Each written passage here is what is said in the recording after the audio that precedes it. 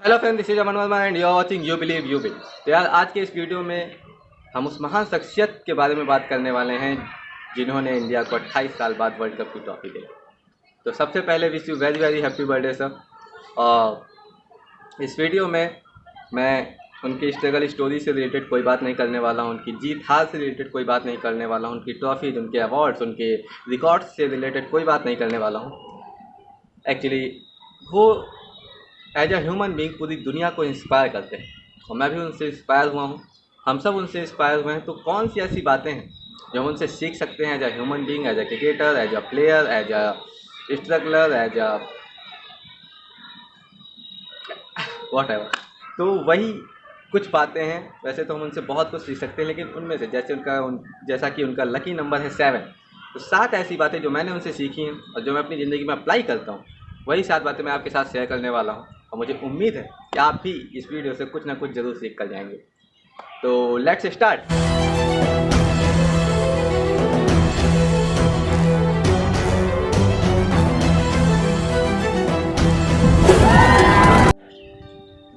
यार, पहली चीज़ जो धोनी सर हमें सिखाते हैं वो है डेयर टू ड्रीम बिग।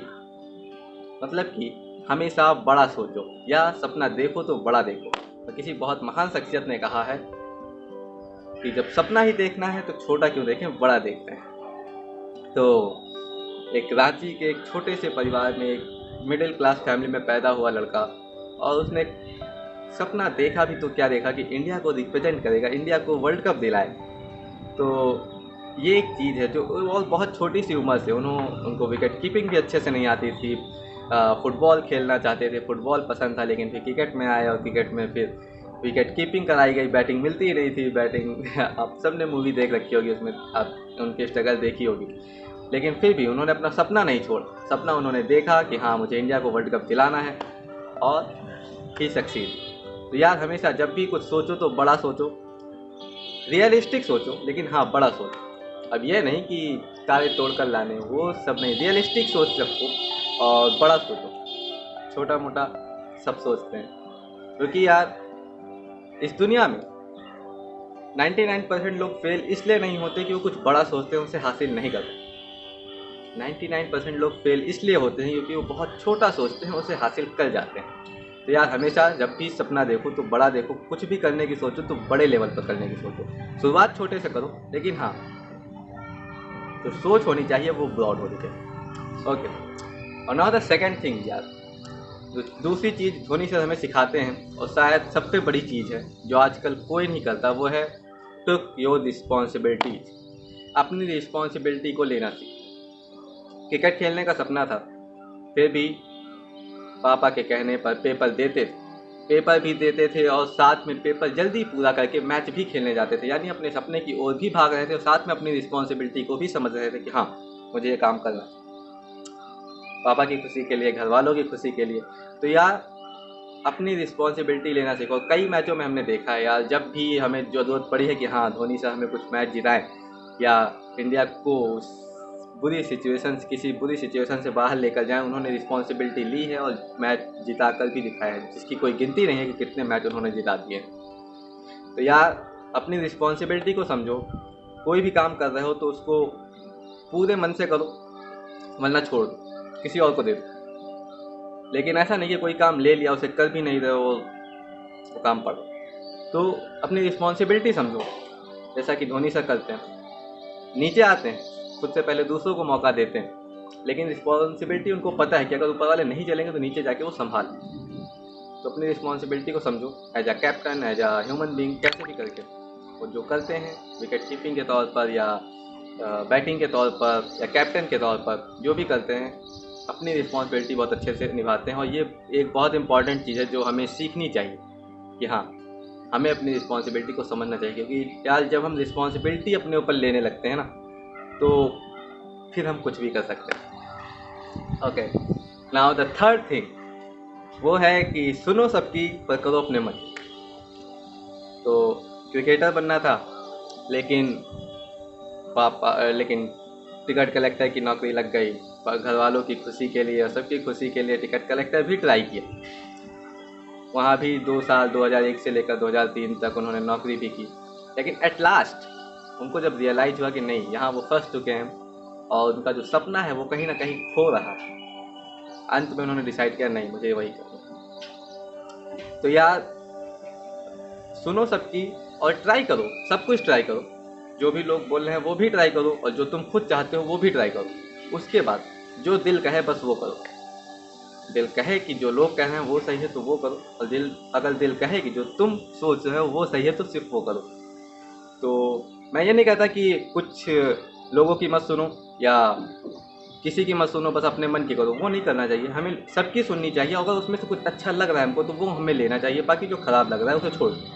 लेकिन हाँ, सुनो सबकी, लेकिन एट लास्ट डिसीजन आपको ही लेना है और आगे आपको ही जाना है, तो एट लास्ट अपने मन की करो। तो ये जो तीसरी बात थी ये सभी को करनी चाहिए।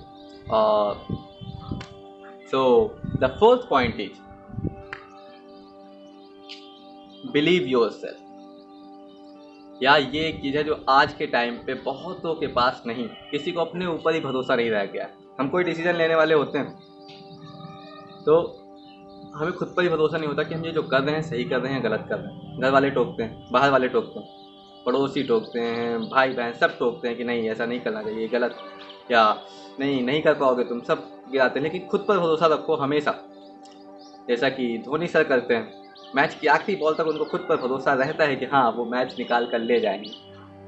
सामने वाला रनर भी सोच रहा होता है यार कहाँ मैच फंसा रहा है, बॉल बीट कर रहा है, बॉलर भी, दूसरी टीम बड़ी खुश हो रही होती है उस वक्त, अरे यार अब तो मैच गया। लेकिन एट लास्ट उनको खुद पे भरोसा होता है कि हाँ कितना, अगर 2 बॉल पे 12 रन भी चाहिए होंगे तो वो निकाल ले जाएंगे मैच। और उन्होंने किया भी हुआ। अक्षर पटेल का किंग्स 11 पंजाब के खिलाफ, अक्षर पटेल के खिलाफ आखिरी ओवर में 2 बॉल पे 12 रन चाहिए थे और उन्होंने वो बना कर दिए। और उसके पहले न जाने कितनी बॉल बीट हुए थे वो, लेकिन एट लास्ट उनको खुद पे भरोसा था कि हाँ वो कर ले जाएंगे। अगर 2 पे 12, 3 पे 18, 4 पे 24 भी चाहिए होंगे तो वो कर ले जाएंगे। तो यार अपने आप पर भरोसा करो और वही करो जो तुम्हारा दिल कहता है। तो यार कौन सा पॉइंट हुआ? अब फिफ्थ पॉइंट, तो सॉरी तो fifth point is be proactive and don't think about result. तो यार प्रोएक्टिव बनो, जैसा कि वो अपनी कैप्टनसी में करते हैं। कई बार जहाँ पर भी फील्डर के पास कैच जाता है या जहाँ पर भी बॉल जाती है उसके जस्ट 1 बॉल पहले उन्होंने वो फील्डर वहाँ पर लगाया हुआ होता है, क्योंकि वो सामने वाला का दिमाग पढ़ लेते हैं या बैट्समैन की रणनीति को समझ लेते हैं या समझ जाते हैं कि बैट्समैन क्या सोच रहा है, तो प्रोएक्टिव बनते हैं और इससे पहले कि वो कुछ करे वो खुद कुछ कर देते हैं। तो बी प्रोएक्टिव, इंतज़ार मत करो कि कोई तुमसे आके कोई काम कहे तब तुम करो, हमेशा खुद अपने आप से काम को ढूंढोगे, हाँ मुझे ये करना है, हाँ मुझे ये पढ़ना है, हाँ मुझे ये खेलना है, खाली मत बैठो, कुछ ना कुछ करते रहो। तो प्रोएक्टिव बनो और इससे पहले कि लोग तुमको काम दे तुम खुद कोई ना कोई काम करो, प्रोएक्टिव बनो। और रिजल्ट के बारे में मत सोचो, जैसा कि 2007 का वर्ल्ड कप का फाइनल कौन भूल सकता है। आखिरी ओवर जोगिंदर शर्मा को देने का जो फैसला था, किसी ने नहीं सोचा था कि ये ओवर जोगिंदर शर्मा डालेंगे, सब ने सोच रखा था कि हरभजन सिंह ही ये ओवर डालेंगे। लेकिन प्रोएक्टिवनेस दिखाई उन्होंने धोनी ने वहाँ पर, और वो ओवर जोगिंदर शर्मा को दिया। हो सकता है वो गलत भी हो सकता था, गलत होता तो सारा ब्लेम धोनी पर ही आता, जोगिंदर शर्मा को कोई कुछ नहीं कहता, क्योंकि वहाँ पर जोगिंदर शर्मा उतने बड़े बॉलर थे नहीं। लेकिन उन्होंने भरोसा किया, प्रोएक्टिवनेस दिखाई, और जो भी सोचा उन्होंने कि एक स्पिनर और फास्टर के तौर पे जो भी उन्होंने कैलकुलेशन की हो अपनी, उसके बाद वो बॉलिंग देना बहुत ही डेयर भरा फैसला था और बहुत ही ब्रेव वाला फैसला था, और उन्होंने दिया। और रिजल्ट आप सबके सामने, हो सकता है वो ख़राब भी होता, लेकिन उन्होंने रिजल्ट के बारे में नहीं सोचा, क्योंकि धोनी सर एक बहुत सीधी सी बात कहते हैं कि हम जो काम करते हैं, हम जो प्रोसेस करते हैं, उसी के आधार पर हमारा रिजल्ट केवल आउटकम निकल के आता है। तो हमें रिजल्ट के बारे में सोचना ही नहीं, हम जो काम कर रहे हैं उसको दिल से करें। जो भी चीज़ कर रहे हैं, जो भी चीज़ खा रहे हैं, पी रहे हैं, जो भी काम कर रहे हैं, हर खेल रहे हैं, जो भी कर रहे हैं उसे पूरे दिल से करो, क्योंकि वो प्रोसेस ही डिसाइड करेगी कि आपका आउटकम क्या आएगा। हो सकता है वो सही, हो सकता है वो गलत, लेकिन कोशिश पूरी करनी चाहिए। तो be proactive and don't think about result ever. कभी भी रिजल्ट के बारे में ना सोचो, चाहे आपकी पढ़ाई से रिलेटेड हो, चाहे आप कोई गेम खेल रहे हो, चाहे आप ज़िंदगी में कोई जॉब कर रहे हो, कोई बिजनेस कर रहे हो, कुछ भी, आप रिजल्ट के बारे में मत सोचो। बस अपनी प्रोसेस पर ध्यान दो कि हाँ मैं जो कर रहा हूँ वो सही है या गलत, बस। तो ये पांचवी चीज़ थी। और 6 पॉइंट इज यार, be patient and never give up. तो यार आजकल पेशेंस कहीं देखने को मिलता नहीं। छोटी छोटी बातों पे लोग गुस्सा हो जाते हैं, छोटी छोटी बातों पर लोग अपना ड्रीम छोड़ देते हैं, छोटी छोटी बातों पर लोग अपनी ज़िंदगी छोड़ देते हैं न जाने की। तो पेशेंस रखो खुद पर। और ये चीज़ है जो सबसे अच्छी चीज़ लगती है धोनी के अंदर कि पेशेंट है, बहुत काम कैप एंड कूल भी कहते हैं हम सब उन्हें। क्यों? क्योंकि पेशेंस बहुत ज़्यादा है। बहुत किसी भी ओवर की आखिरी बॉल तक, किसी भी मैच की आखिरी बॉल तक वो अपनी हार नहीं मानते, कुछ भी हो जाए। एक बॉल पे 8 रन भी चाहिए हो तो एक बार को लगता है यार धोनी कर जाएगा, शायद 9 बॉल हो जाए, एक बार विश्वास आता है क्योंकि पेशेंस दिखता है उसके चेहरे पर। वो आपको बताने की जरूरत नहीं पड़ती कि हाँ मैं पेशेंट हूँ, मुझे कोई फर्क नहीं, वो आंखों में दिखता है। तो और नेवर गिव अप, कभी भी हार मत मान। ये एक ऐसी चीज़ है यार जो हम उनसे सीख सकते हैं। 2 साल टिकट कलेक्टर की नौकरी की, उसके बाद जब एहसास हुआ कि नहीं पेशेंट थे, 2 साल उन्होंने पेशेंस बनाया, लेकिन 2 साल बाद एहसास हुआ नहीं ये पेशेंस गलत है। पेशेंस बनाए रखा तो फिर मैं यहीं फंसा रह जाऊँगा। उन्होंने रियलाइज़ किया और वापस चले आए और उसके बाद फिर क्रिकेट की ओर पूरा ध्यान लगा दिया और पेशेंट रहे। वहाँ पर भी उन्होंने पूरा धैर्य अपना दिखाए रखा। और जब टीम में सिलेक्शन हुआ, पहला मैच 0 पर आउट, दूसरे मैच में पहला मैच 0 पर रन आउट हुए शायद, और दूसरे मैच में भी ज़्यादा 4 मैच तो उनके ऐसे ही ख़राब हो गए। उन्हें पता भी नहीं था कि आगे मौका मिलेगा कि नहीं मिलेगा, लेकिन फिर 5वें मैच में मौका मिला और सेंचुरी। तो be patient and never give up, हार मत मानो, क्योंकि सक्सेस और फेलियर के बीच में बस एक कदम का अंतर होता है, वो है हार ना मानना। जिस दिन आपने हार मान ली आपकी सक्सेस वहीं ख़त्म हो जाती है। लेकिन अगर आपने हार नहीं मानी तो आपके पास कम से कम 1% चांस तो रहता है कि आप सक्सेस को पा सकें। तो be patient and never give up. और यार 7वां सबसे इम्पॉर्टेंट पॉइंट जो कि बहुत कम लोगों में देखने को मिलता है, मैंने यहाँ पर सेल्फ कॉन्फिडेंस की बात नहीं की, लेकिन सेल्फ कॉन्फिडेंस तो उस बंदे में है ही, और सेल्फ कॉन्फिडेंस हर उस बंदे में होता है जिनको हम जानते हैं। हर उस इंसान में होता है जो सक्सेसफुल हो चुका होता है या जो कुछ बड़ा कर चुका होता है अपनी लाइफ में, उसके अंदर सेल्फ कॉन्फिडेंस तो होता ही। लेकिन एक और चीज़ है जो धोनी को बाकियों से बिल्कुल अलग करती, और वो है सेल्फ स्टीम। यह सेल्फ स्टीम क्या होती है कि आप खुद की नज़र में कैसे हो। दुनिया की नज़र में फ़र्क नहीं पड़ता, दुनिया आपको क्या बोलती है, अच्छा बोलती बुरा बोलती, कोई फ़र्क नहीं पड़ता। आप खुद की नज़र में कैसे हो, आप खुद की नज़र में खरे उतर रहे हो या नहीं। मतलब ऐसे समझो इसको कि जैसे धोनी है तो मैच जीते चाहे हारे, इंडिया हारे चाहे जीते, चाहे कुछ भी हो रहा हो, चीटिंग नहीं करनी। तो उस इंसान के अंदर सेल्फ स्टीम खुद की बहुत तगड़ी, सेल्फ कॉन्फिडेंस तो है ही कि हाँ चलो वो चीटिंग, दूसरी टीम चीटिंग कर रही है फिर भी हम सह रहे हैं, तो वो सेल्फ कॉन्फिडेंस है कि हाँ हम ठीक है चीटिंग कर लें तो हम देख लें। लेकिन सेल्फ स्टीम भी उसकी बहुत तगड़ी है कि ये नहीं कि दूसरी टीम चीटिंग करे तो हम भी चीटिंग करने लगते हैं। यानी गेम तो खेल रहा है वो, लेकिन रूल के अंदर रहकर ही खेल रहा है, रूल तोड़ नहीं रहा कोई। तो उस इंसान की सेल्फ स्टीम उसकी आंखों में दिखती है। और ऐसे लोगों का आप चेहरा देखोगे ना तो उसमें एक ठहराव सा नज़र आता है। और धोनी का चेहरा तभी हम उन्हें कैप्टन कूल कहते हैं, क्योंकि इनके चेहरे को जब भी देखो तो कोई शिकन नहीं होती, कुछ अजीब सा नहीं लगता, एक अजीब सी खुशी रहती है उस चेहरे पर, बिल्कुल शांत सा, ठहराव सा, बिल्कुल पेशेंट लगता है वो इंसान। और क्या बोलूं तो उस इंसान की सेल्फ स्टीम बहुत तगड़ी। और ये एक चीज़ है जो हम सीख सकते हैं उनसे, क्योंकि ये आज के टाइम पे सेल्फ स्टीम बहुत कम लोगों में देखने को मिलती है। गिनती के 100 में से 1-2 लोग होते हैं जिनकी सेल्फ स्टीम इतनी तगड़ी कि सामने वाला कितना कुछ गलत करे लेकिन हम गलत नहीं करेंगे। जिसमें धोनी शायद क्रिकेट की हिस्ट्री में शायद सबसे नंबर 1 पे हो कि सेल्फ स्टीम, इस इंसान से ज़्यादा तगड़ी सेल्फ स्टीम शायद ही किसी की। तो ये बहुत इंपॉर्टेंट चीज़ है, सेल्फ स्टीम खुद की तगड़ी करो, क्योंकि दुनिया क्या सोचती है आपके बारे में उससे फ़र्क नहीं पड़ता, लेकिन आप खुद क्या सोचते हो आपके बारे में, आप खुद कैसे जानते हो आपके बारे में, वो फ़र्क पड़ता है। और ये चीज़ हमें किसी को दिखाने की ज़रूरत नहीं पड़ती, हमें किसी को बताने की ज़रूरत नहीं पड़ती कि हाँ ये देखो वो चीटिंग कर रहे थे लेकिन मैंने नहीं।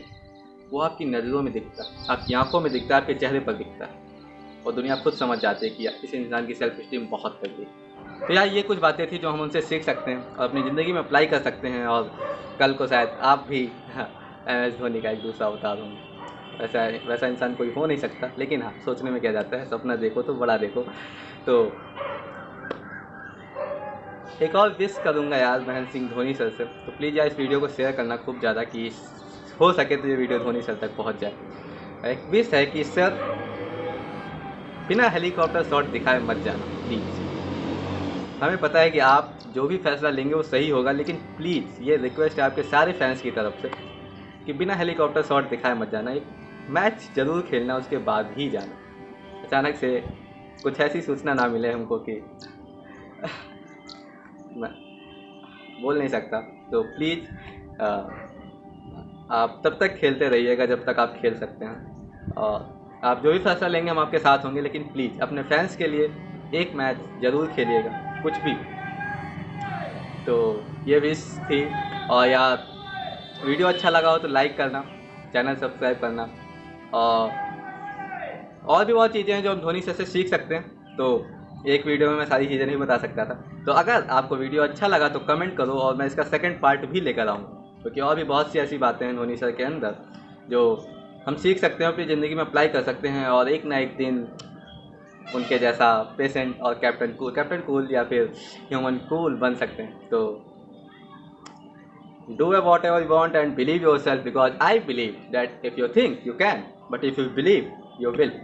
So तब तक के लिए bye bye, take care, love you.